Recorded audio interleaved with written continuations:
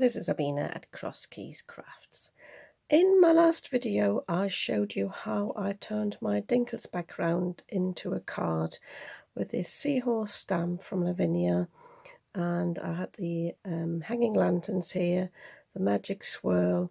I used some silver embossing powder. That was a bit of an accident, but I turned it into a plan.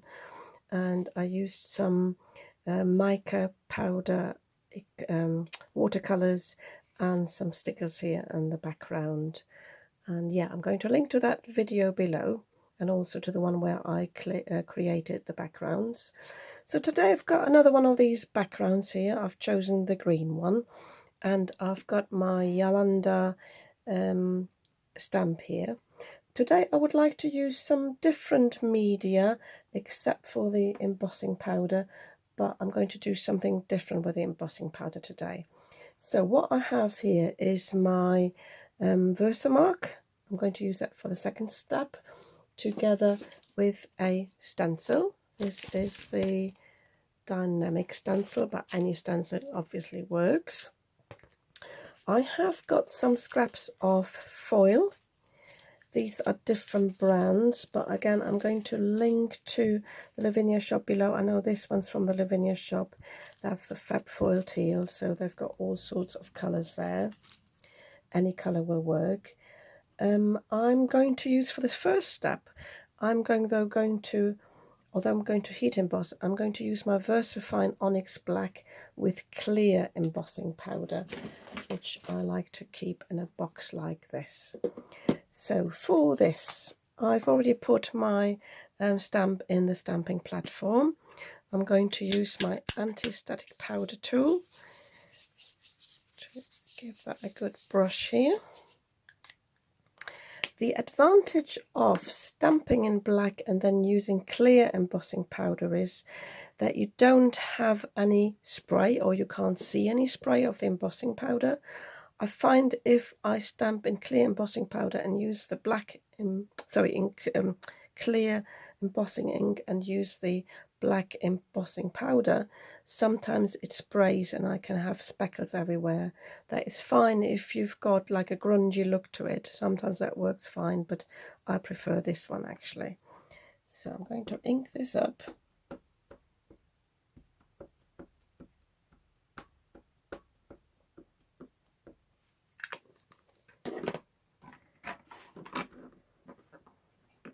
Sorry if my camera wobbles. Should get my pressure tool. A second. Oh, I don't know where I've got it. Oh, here it is.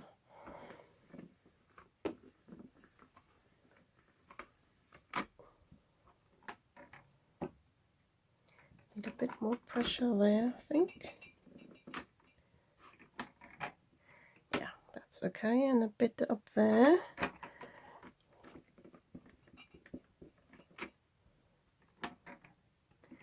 Might have to ink that up again.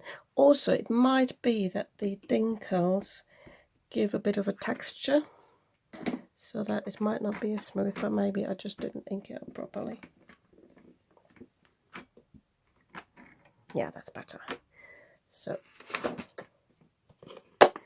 normally the VersaFine ink stays wet enough to apply the embossing powder.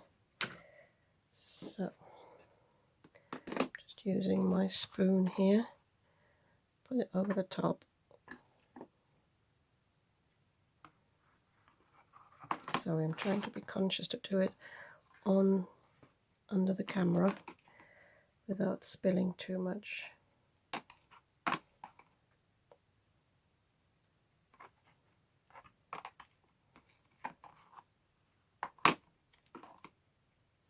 Obviously you can do it just with your normal pot on a piece of paper and then fold the piece of paper to put it back in the pot, but I prefer these boxes here.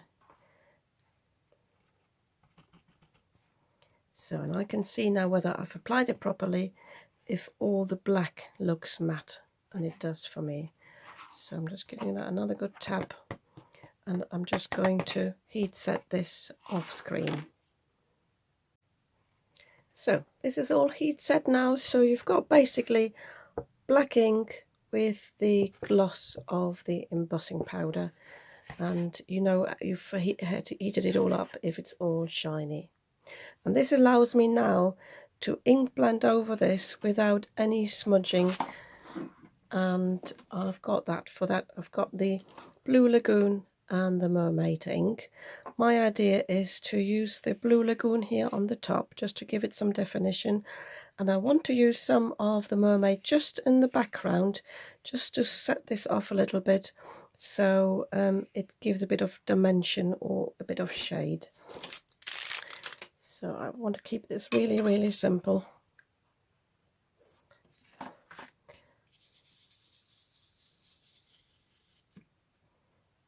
And if you want to mask this, you can do this. I'm just doing this freehand, and you can already see, sorry about the noise there, you can already see how that sets it off from the background.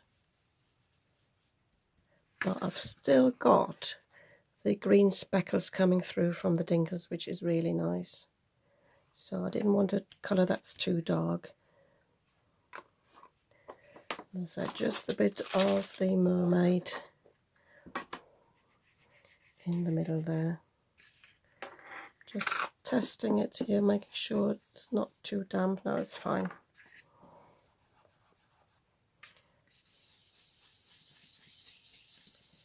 So I'm having a bit more on the top here, and just blending it out at the bottom.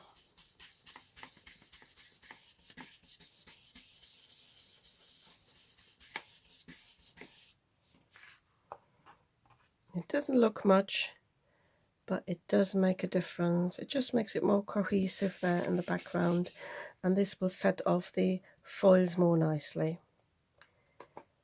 So I'm leaving this to dry for a minute, and then I'll show you what I do with the foils. I've just decided before I go in with the foils, which I want to use for these thinner tentacles, I want to use on these bits here, I would like to use a sparkle pen. I've got these Spectrum Noir sparkle pens. This is the Sea Spray, so it's like a Wink of Stella, like a shimmer pen, but in colour.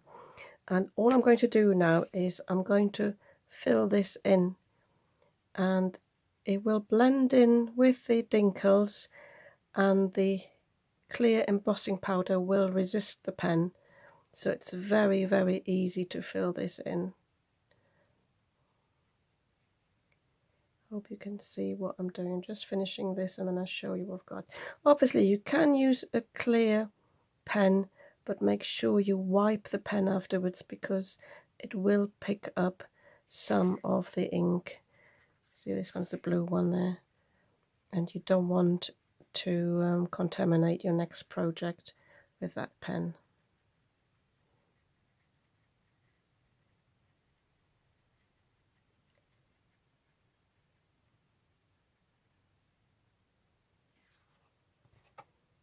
So I hope the camera can pick this up. So you've got a lovely shimmer to this and a bit of colour, which defines these two bits here. Just thinking whether I left one out there. Might have to shade this in as well. Yeah, there you go. So I do the same thing. I'm just wiping this a little bit, make sure I don't have any Dinkles on this. So for the tentacles, I'm going to use this Quickie Glue pen. This is a pinpoint roller. I bought that in the Lavinia shop. Any tacky glue pen would work. I've also got the Zig glue. This is the squeezy one with a more liquid glue in it, but you also get these, the ones that got the felt tips in it, which I have, but I don't know where. And all I'm going to do with this now is I'm just roughly following these tentacles. I'm adding some more as well, because obviously I've heat embossed the other tentacles. They will resist the glue as well, so I'm just more or less going in between.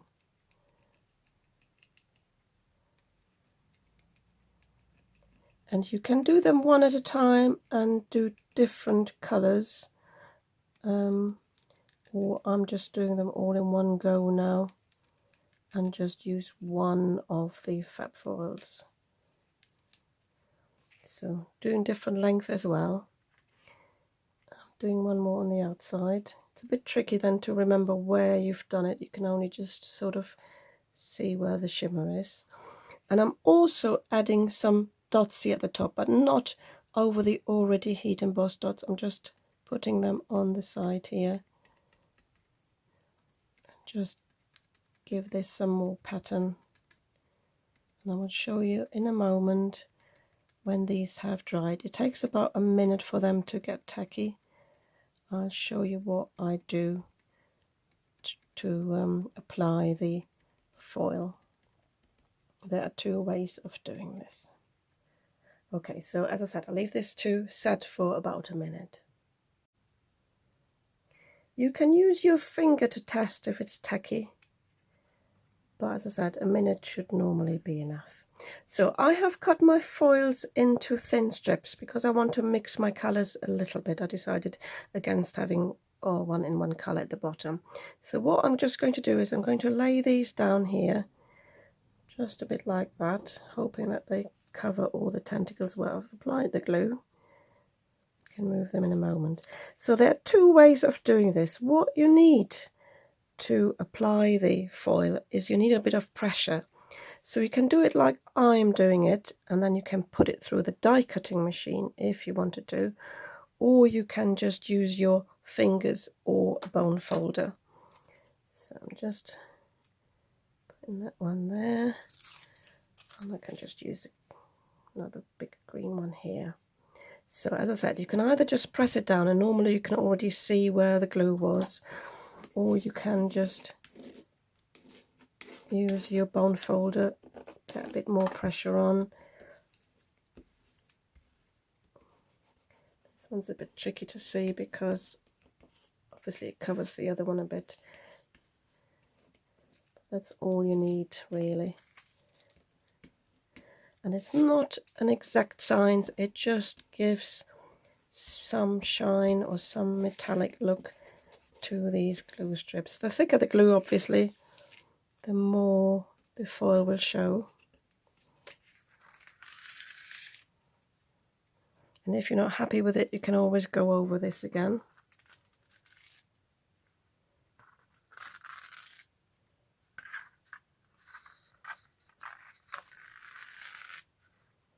Don't know if you can see this now, the shimmer.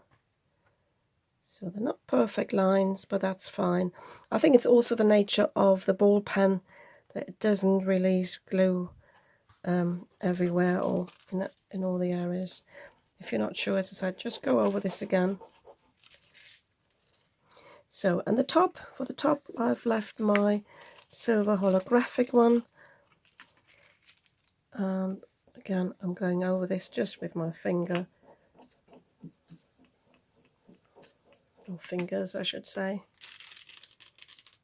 Just be careful, I had that in a different project, that you don't have any residue on here now that you then transfer onto an area where you don't want to apply anything. There you go. So you've got the silver dots at the top there and the tentacles here in teal and green. So yeah, I think this looks really nice. Enough shimmer, enough interest. I usually end up with putting some more stickers on anyway because I really like stickers. But yeah, so that's one of the techniques I wanted to show you. So now my idea to just not have this on the card like normal, and as I said, I want to use a stencil. I would like to chop this piece up now. I haven't decided on the width yet, so I'm just getting my guillotine out.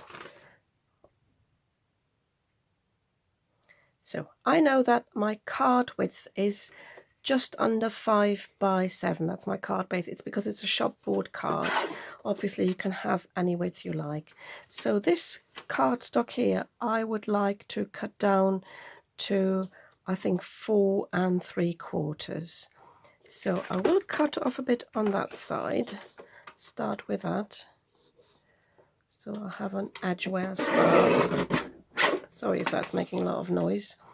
And I'm not bothering about the height as such, but I will put this against here so I know I've got even edges. So, and I'm going to, as I said, I'm going to cut this now to 4 3/4. So, and now I'm going to be very brave. I'm going to chop this up a little bit. I want to chop off a little bit. Now let me just think.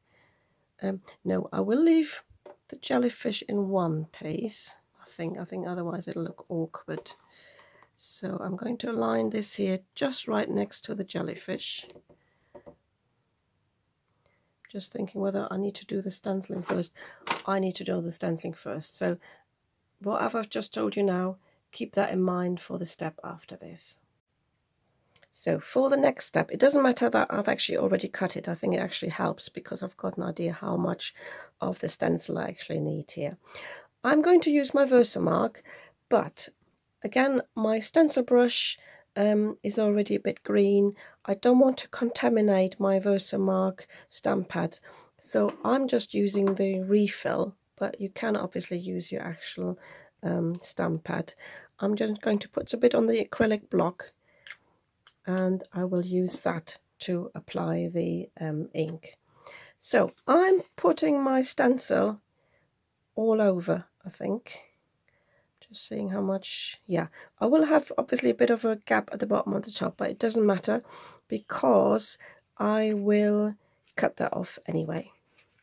So what I will do though, I'm going to apply some tape at the front and on the back so it doesn't move. Bear with me whilst I find my tape roller.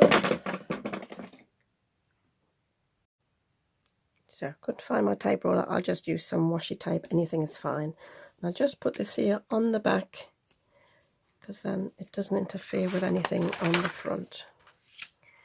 So all I'm going to do now is I'm going to put, I'm going to dip this in the embossing ink, in the Versamark, and I'm just going to dab this through the stencil. And I'm not applying it everywhere. Just want to work my way here from the bottom to the top. I'm not even sure how solid this is now, with me not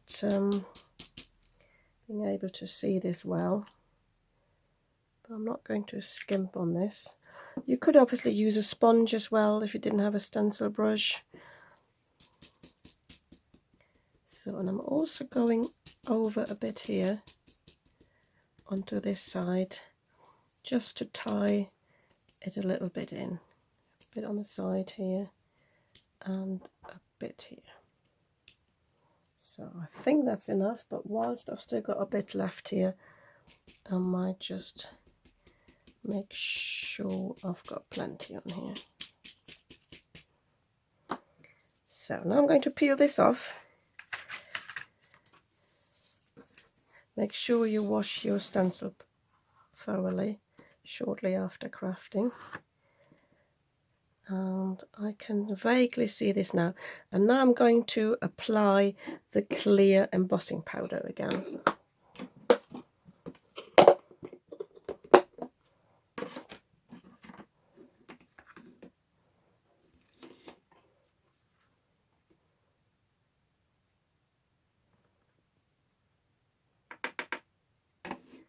And I can see now where it is. I will actually get another piece of paper, I think, because it's going to be messy now. It might be easier to just pour this over like you would if you just used it from straight from the pot.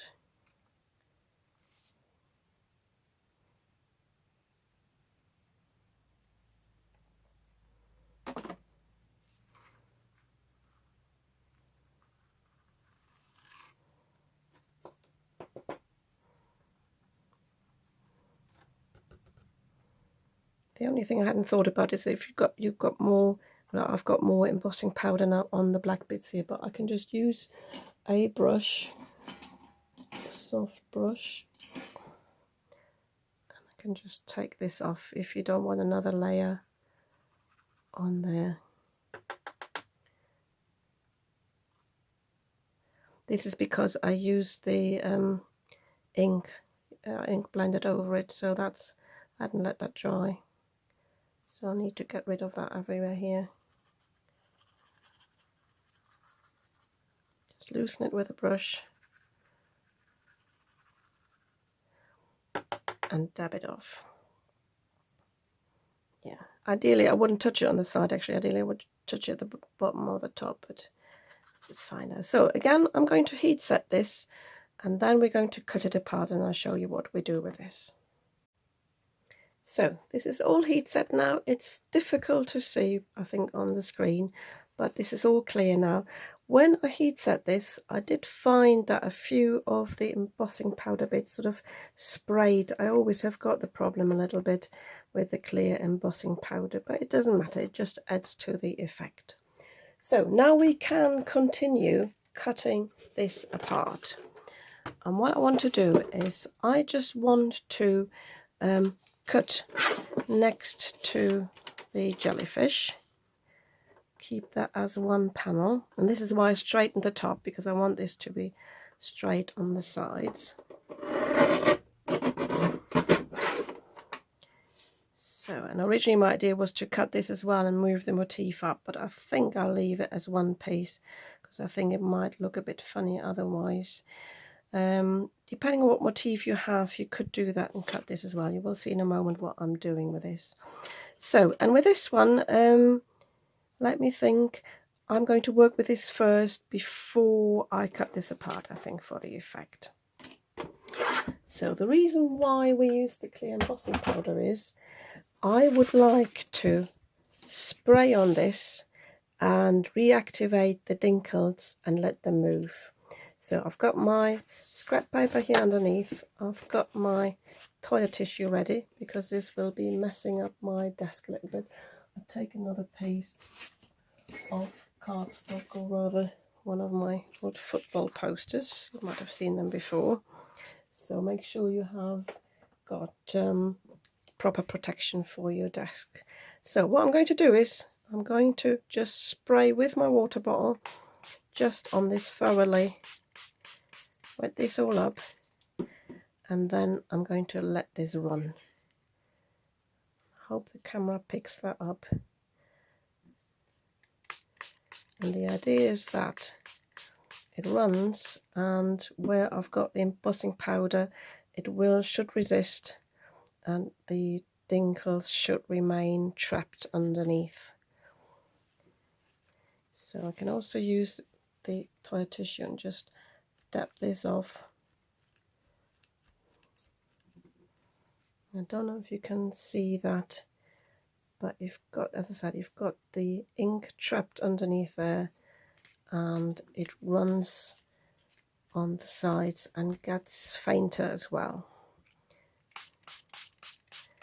I suppose that the darker the inks are, the bigger the effect is.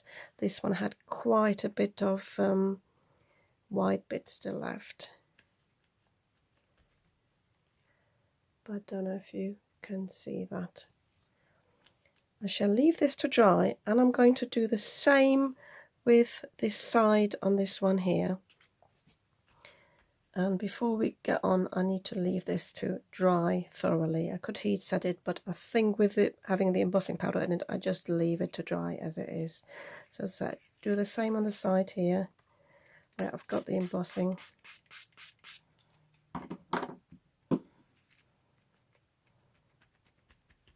Making sure I don't have too much water on the bit here where I use the Elements ink, because I don't want that to dissolve. Again, you could do that as a feature.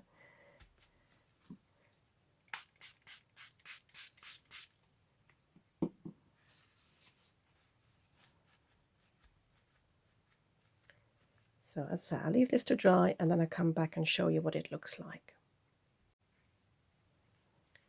I was a bit impatient, and I used my heat tool on it as well to dry it, especially from the back. Just make sure that you don't take off the embossing powder, because it will melt a little bit, so it gets a bit sticky, so leave that to set again.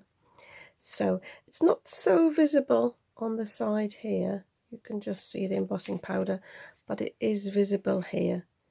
As I said, the darker the colour, the more visible it will be. and but I quite like the effect of this. So my idea for this was this. I made sure this is where I set it down before. By the way, if you wanted to have a higher contrast, you could go over this with a different color, and you would have the green Dinkles trapped underneath. But I'm going to do something to the panels afterwards anyway, so I'm not going to do this now. But you can use it, as I said, as a feature. So all I'm going to do now is I'm going to cut this apart as well.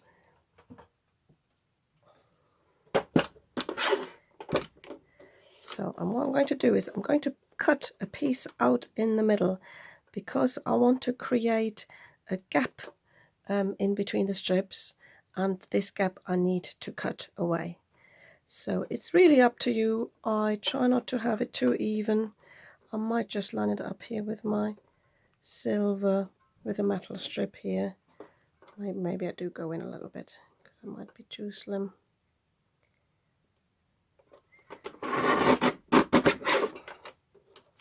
So that's that. I'm just taking a little bit away from this one. So it's actually not that easy to do that, to turn it the other way around. And this is why sometimes it's important that you cut both ends straight. But again, I'm just lining this up here on the side here. Sorry. Oh, you can't even see. So just thinking how much I want to take away in the middle. So it's just this little strip I'm taking out in the middle, making sure I don't mix this up. Maybe I should have marked it on the back, but I think this is it, because I want to keep the pattern. I don't want to turn it upside down. And I think with this one I will actually take a bit of the edge off here, just to have enough space for the gaps. Again, just a little strip. So what I want to do now though is, as I said, normally you would have the contrast a bit bigger. I want to offset these in the height. So I want this to be shorter than 7 inches. So let me get my measurement out. So this is, just checking first. I will cut off at the bottom, see how much I can actually cut off, and then that gives me an idea how much I can take off at the top. So this is, again, sorry, I'm going off screen here. This is 7 inches. So I'm thinking if I cut this to 6.5, that will just fit this one in. So I want to cut this to 6.5. Am I doing this wrong now? I wanted to offset the pattern a little bit. It doesn't matter now. I just cut it down now, because I think the contrast is not big enough anyway. Sorry if I didn't explain to start with what I meant to do. You could have done it to 6.5 in the first place then.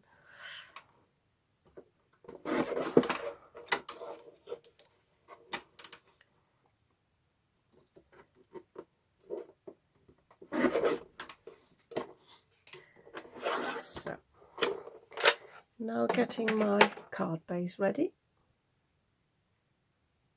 So when I got my card base ready, I reminded myself again why I wanted this to be a bit shorter, because I want to offset these in the height as well. So I don't only want these gaps, but I would like to set this down like this. So I need to chop these off a bit more, and I think it won't hurt if I cut the tentacles off a little bit here. So I'm cutting them all to the same length again. So just wanted to show you this. So let me just check which size that would be. I will actually cut them to 6 inches, and I've got plenty to play with. And again, you can't see. Sorry about that. So, and I'm all cutting them all off at the bottom now, I think.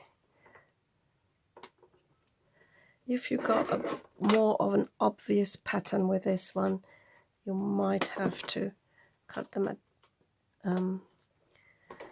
in different places, but I just leave it like this now.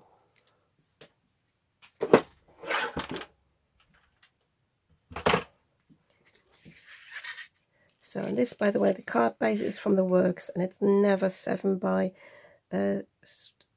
by 7 inches. It's always a bit smaller.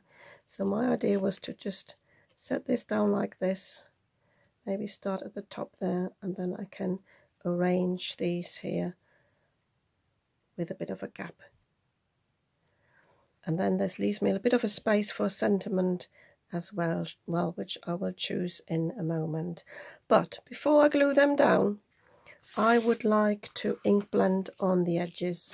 So I've got my Lavinia Mermaid again. Again, you could use a contrasting colour, but I think this will just be dark enough. And I'm just using my ink blending brush, and I'm just coming in from the side. And this will give me enough definition. And I'll show you this in comparison to the other one in a moment. And sometimes it's these little finishing touches that make the difference to the card. And it also brings out the embossed bits a bit on the edges there. So if you compare this one now to this one, it's just a little thing. Let me just lift this up to the camera. But it does make such a difference. Okay, so I will do this to all 3 pieces. I will glue them down. It's up to you whether you glue them straight onto the card or whether you back them up with some foam. I might actually put some foam on the back, and then I will find a little sentiment to put at the bottom. So I want to show you 2 more tricks, or maybe 3 even. First of all, I'm using the cheap foam tape from, I think this is Poundland. And I know it doesn't stick very, very well long term. So what I always do is I put some bit of glue underneath, then put the strip on. And when I take this off, I'll peel this off. I start with this one actually, because that's my second tip. I put some more glue on here. I'm just using the Cosmic Shimmer glue. Any glue is fine, really. And that just helps me to adhere this permanently. So what I want to show you is sometimes if you glue something next to each other, and for example I would glue this down here or here, and then I might not end up with enough space here, so I do the outer one first, and then glue this one in the middle, and I know how much space I have. And again, this is another advantage of having the liquid glue, because you can play around a little bit. So I already noticed when I peel this off, it's just not very good. And I had a project a few months back, and I had the card on my display stand, and bits were already falling off because it doesn't glue down very well. So I now want this at the bottom here, give it a bit of an edge there. That's why I cut the slithers off in between, so that can sit there. And now I know where to arrange this one that I've just lost. Oh, there it is. And again, I try to have them with a continuous pattern, obviously, apart from the bit I cut away there. Oh, need to take this off.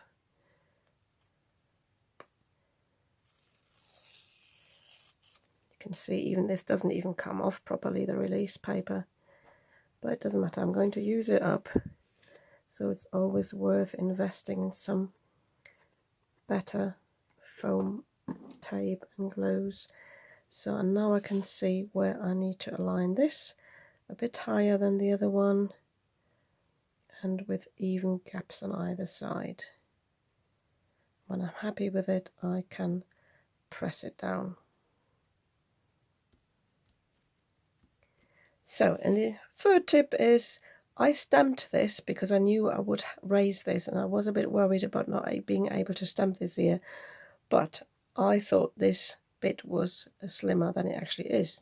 So this is not even in the middle. You might not mind about this, but I do. I like my cards to be a bit more even.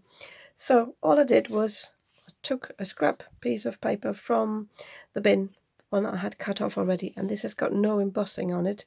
So all I'm going to do now is I'm going to stamp on this again, and I'm going to put another little strip at the bottom here with the sentiment here, which by the way is happy birthday in Welsh.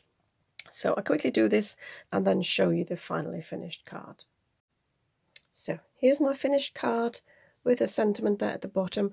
Oh, by the way, what I did with all these pieces is I used my corner rounder on all these pieces, because when I was cutting the top here, I thought this looks a bit nicer with the round shape here of the jellyfish. So yeah, completely different card to the other one I created. And yeah, I think this looks really nice. And I hope I could show you a few more techniques. You can see the embossing there again. And yeah, something else to do with your Dinkles background. If you like this card, you might want to give me a thumbs up. And if you'd like to see more of what I'm creating, you might want to subscribe to my channel.